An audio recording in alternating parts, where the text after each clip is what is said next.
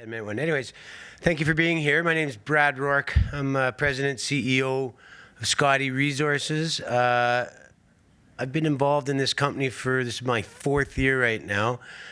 First mining deal I've ever done. We're situated up in the Golden Triangle in northern British Columbia. I think a very well-known area, and we won't, because we only have 10 minutes, we won't try to explain that part of the world. Anyhow, I'm a reluctant CEO.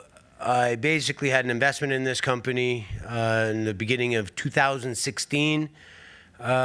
Soon figured out that if I didn't take over the company, it wasn't going to go anywhere. The guys that I invested in were not interested in building a company, but more interested in just having a lifestyle. So what I did is kind of analyze things and took this story out to the market, and even though this is my first mining deal, I should back up a bit and maybe give a little bit of history on myself personally. Last business deal I did was an energy deal, and it ended up being the second largest IPO in the history of Canada. It was a company called Athabasca Oil Sands. So I put the money in the team and that land all together.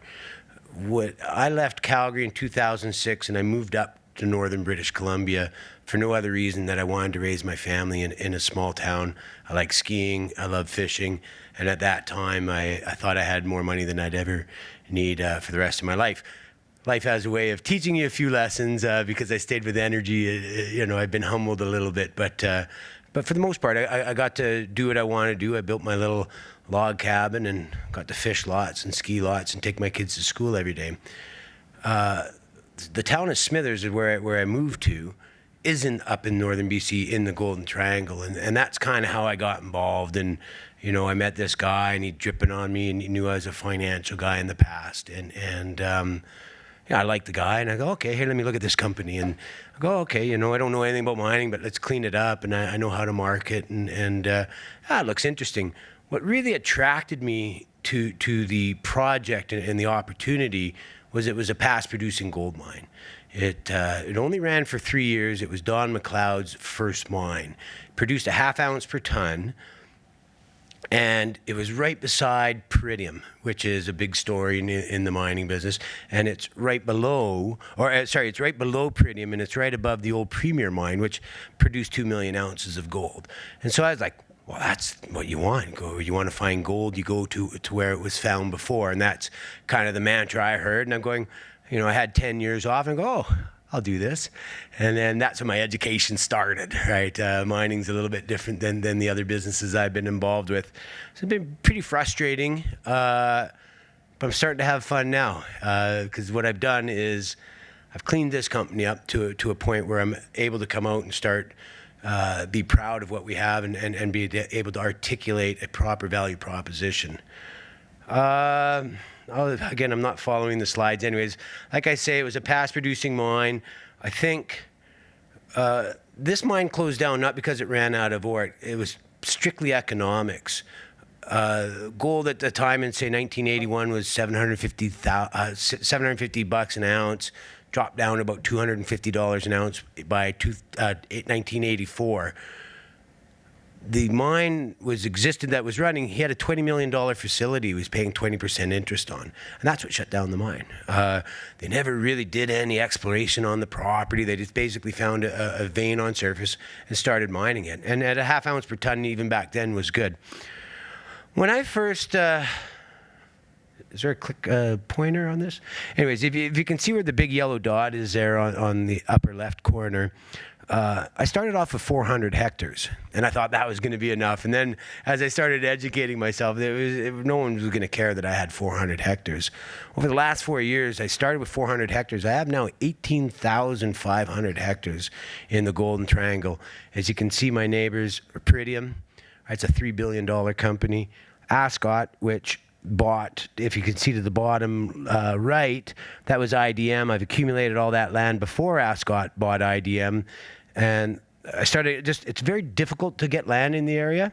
So I just started getting what I could. But this is what I've ended up getting after 3.5 years. I think it was easier for me to accomplish this than most people because I'm a local guy. As far as I know, I'm the only real local guy. Maybe you could say Dino at Teuton is as well.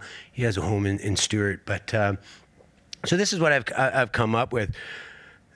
The Scottie gold mine was fantastic. What we did is I took all the data. No one ever modeled it, and I gave it to a company called Equity Exploration Consultants. They modeled this thing for me. We went and did all the unsexy work. We've relogged the core. We went and confirmed all these numbers, and had some structural geologists come to there and actually put a theory onto why, how to explore this properly, because no one ever had really done that. There's a structural geologist named Dave Reese who did his master's at the Snip mine, wrote a report on this property, and he goes, this is the closest analog to Snip that he's ever seen. The only difference is they took 1 million ounces out of Snip. They've only taken 100,000 ounces out of Scottie. My world really changed, and I tried to show in this map the progression, but if you see the Summit Lake lands, I just picked up that land this year in May 1st, April 30th. And it's the greatest story you'll ever hear, because if you look at the little bit Bow square up there, I paid $1 million cash for the Bow property a year ago today, about a year ago. The land in around the Scottie Gold, you can see we call it the Summit Lake, was privately held since 1989 by some crazy Australian guy. The gold commissioner took that land away from it, went out onto the staking market, and the guy staked it and sold it to me within 12 hours of staking it. But I only paid $250,000 for it and 2 million shares of my company. I tried to buy it for years, and he wanted $45 million. So it's changed my world. My business plan last year was I was just going to prove up this, model it. There's a beautiful high grade all on surface. I've got, within 10 minutes here, you need to come talk to me. But I mean, I could drown you in technical reports, right? We have beautiful intercepts, 107 grams, true width of 4 meters, 56 grams, 5 meter stuff, and a lot of 2 meter, 1 ounce stuff. But anyways, it's beautiful, beautiful geology, and it's all on surface.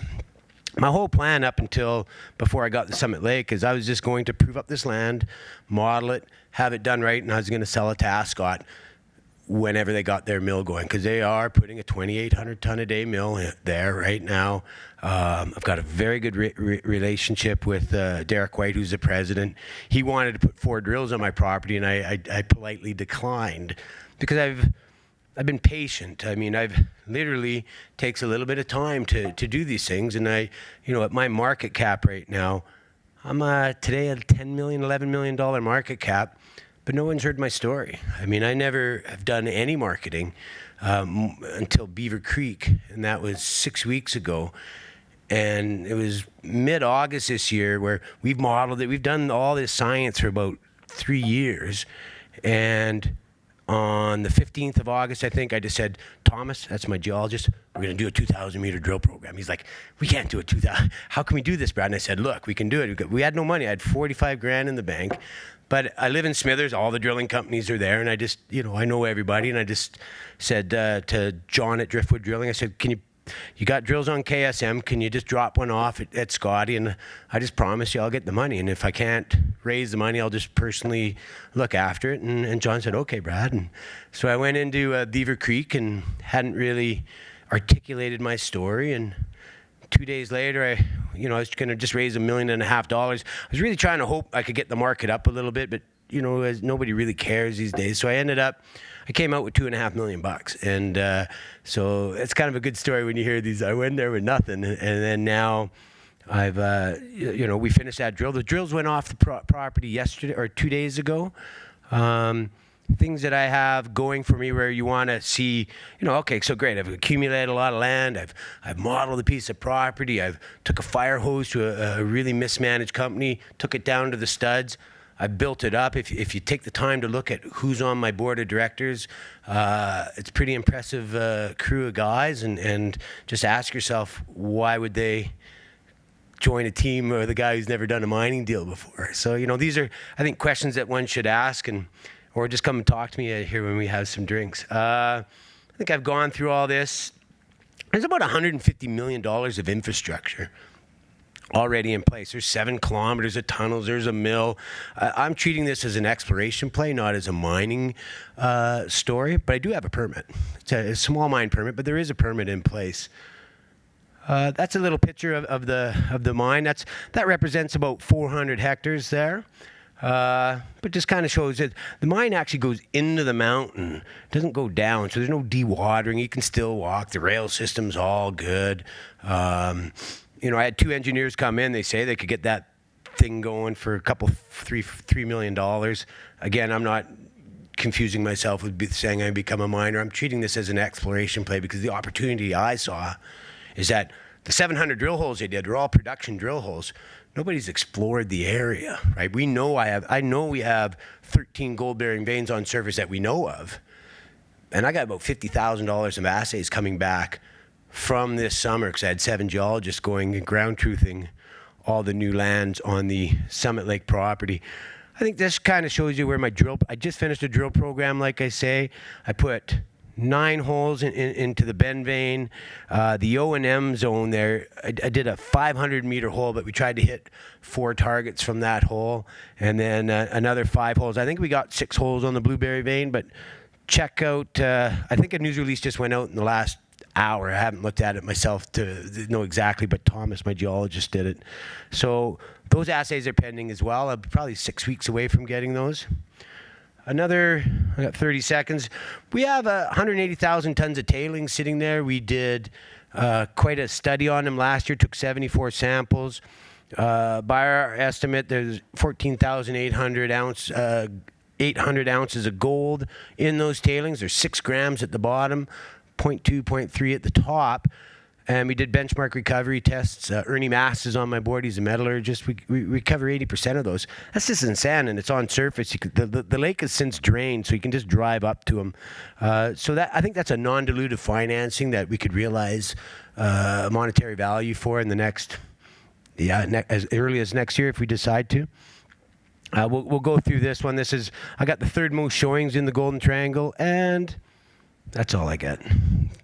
So there's my 10 minutes. Is there anybody following me? Or am I the last presentation? Because I could talk for another 20 minutes if you let me. Oh, okay.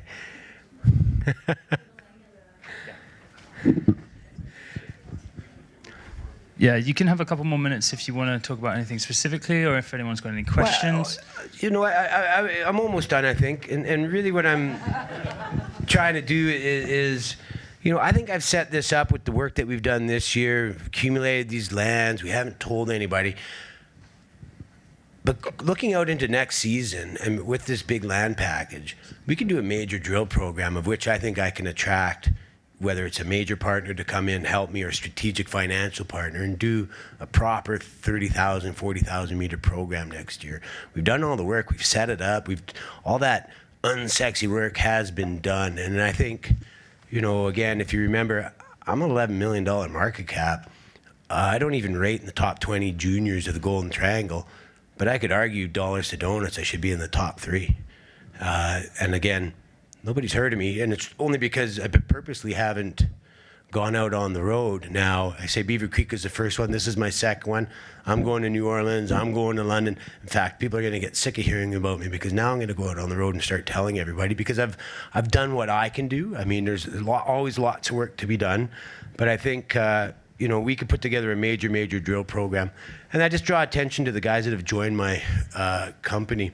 Thomas Mumford was a consultant with Equity last year. His real job was the Dean of Geology at BCIT. He has since quit and joined my company full-time. Ernie Mast was the COO of New Gold. He was the president of Copra Panama. He was the president of Pomero, big company guy. I convinced him to come join the board. He's actually helped me more than anybody. Don't tell John. I know John's here with Benchmark, but John Williamson's on my board as well. He's a very well-versed junior mining guy. He's also an exhibitor here. And then Steve Stein is a friend of mine, but the reason I put Steve on the board is he's an accredited board member. And I don't see a lot of junior companies with an accredited board member. But what I want to do in my plan is I'm going to make this a real company.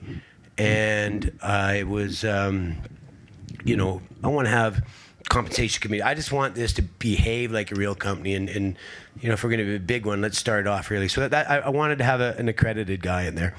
Annie Zhao is my CFO. She's just brand new, but they do K92 mining, Redfern consulting. So I've built a pretty good team, and I think for those, I'm really proud that those guys lend their names to the company, and they're not just tourists. They you know, I run this company with their advice because I haven't done this before. And they're fantastic guys, all of them, and they really help, and they're participating. So I feel blessed. I feel excited. The market doesn't care right now, but when the music starts and the dance is on, I think, you know, we're all here because we're looking for good investments and good ideas. You'd be crazy not to come ask me more questions. Thank you.